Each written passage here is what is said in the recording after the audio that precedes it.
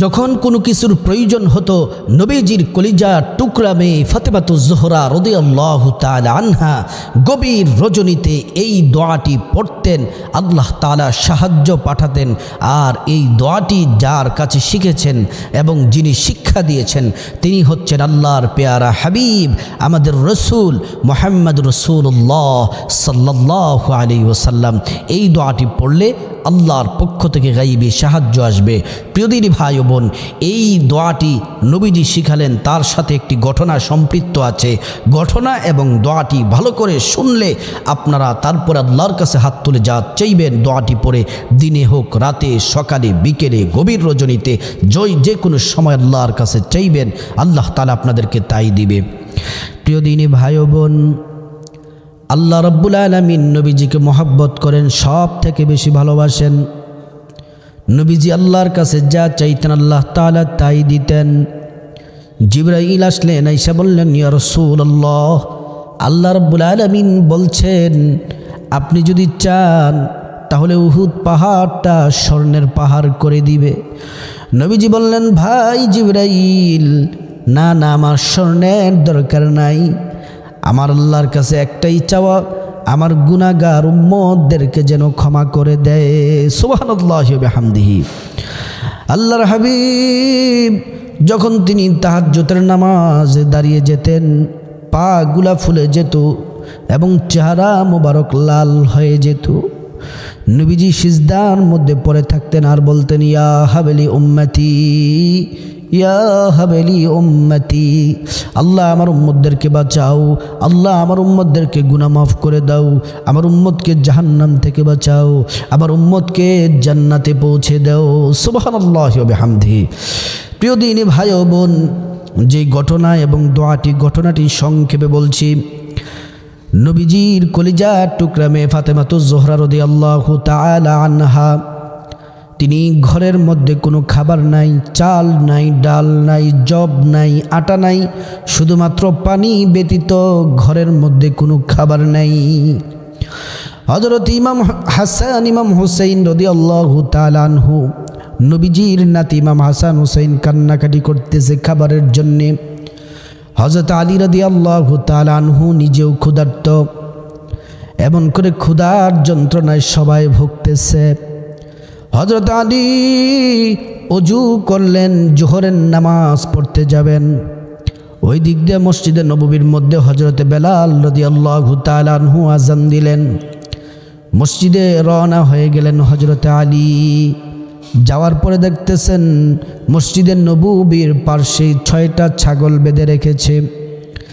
একজন সাহাবীকে জিজ্ঞেস করলেন, ভাই, এই ছাগলটি কার জন্য এসেছে, কোথা থেকে এসেছে? উত্তর দিলেন, এই ছাগলটি দূর থেকে নবীজির জন্য হাদিয়া এসেছে। হযরত আলী খুশি হয়ে গেলেন। এবার তিনি জোহরের নামাজ পড়লেন। নামাজ শেষ করে তাড়াহুড়ো করে বাড়িতে চলে গেলেন। গিয়ে বললেন, ও প্রিয়তমা স্ত্রী ফাতেমা, নবীজির কাছে 6টি ছাগল হাদিয়া এসেছে। হাসান হুসাইন ক্ষুধার্ত, আমি ক্ষুধার্ত, তুমিও ক্ষুধার্ত, যাও যাও 6টি ছাগল থেকে একটি ছাগল আমাদের জন্য নিয়ে এসো। হাসান হুসাইন আনন্দিত হয়ে খেলাধুলা করতে লাগলেন।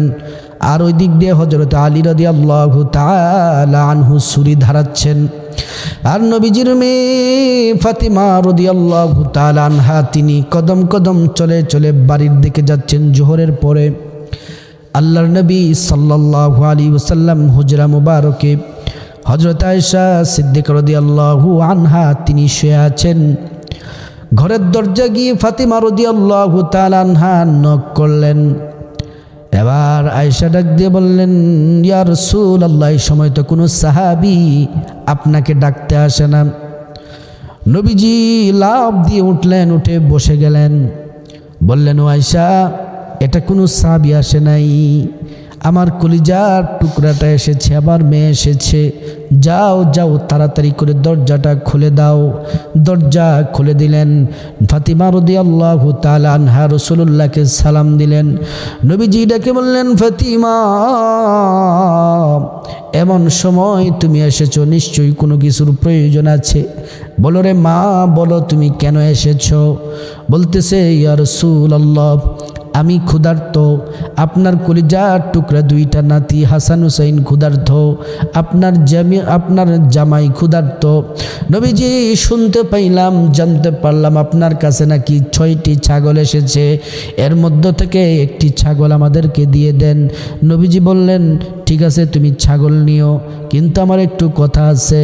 যদি তুমি ছাগলটা যদি বাড়িতে নাও, জবাই করলে কয়দিন পর্যন্ত খেতে পারবে তোমরা 4 জন? বলতেছে 2-3 দিন খেতে পারবো। বলতেছে তারপরে ছাগল শেষ হয়ে যাবে। নবীজি বললেন, আর যদি ছাগল যদি না নাও, ছাগল যদি না নাও, কিন্তু একটি দোয়া আমার কাছে আছে, এই দোয়াটি যদি তুমি নাও, আর মৃত্যু পর্যন্ত খাবারের তোমাদের অভাব হবে না। আল্লাহর পক্ষ থেকে তোমাদের জন্য খাবার আল্লাহ নিজে ফেরেশতার মাধ্যমে খাবার পাঠাবেন।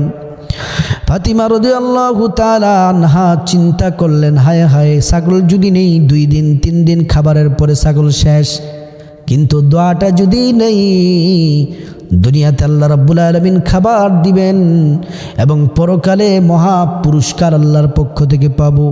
ফাতিমা রাদিয়াল্লাহু আনহা ডেকে ডেকে বললেন, বাবা, ছাগলের প্রয়োজন নাই, আমাকে আপনি দোয়াটা শিখিয়ে দেন। নবীজি দোয়াটি শিখিয়েছিলেন, বললেন তুমি গভীর রাতে পড়বে অথবা দিনে, বিকেলে, সকালে, যে সময় অবসর থাকো পড়বে। আল্লাহুম্মা ইয়া আউয়ালাল আউয়ালিন, ইয়া আখিরাল আখিরিন, ইয়া যাল কুওয়াতাল মাতিন, ইয়া রাহিমাল মাসাকিন, ইয়া আরহামার রাহিমিন। এই দোয়াটি যদি পড়ো, তোমার সব প্রয়োজন, সব হাজত আল্লাহ পূরণ করবেন। এই দোয়া নিয়ে ফাতেমা রাদিয়াল্লাহু আনহা বাড়ির দিকে রওনা হলেন।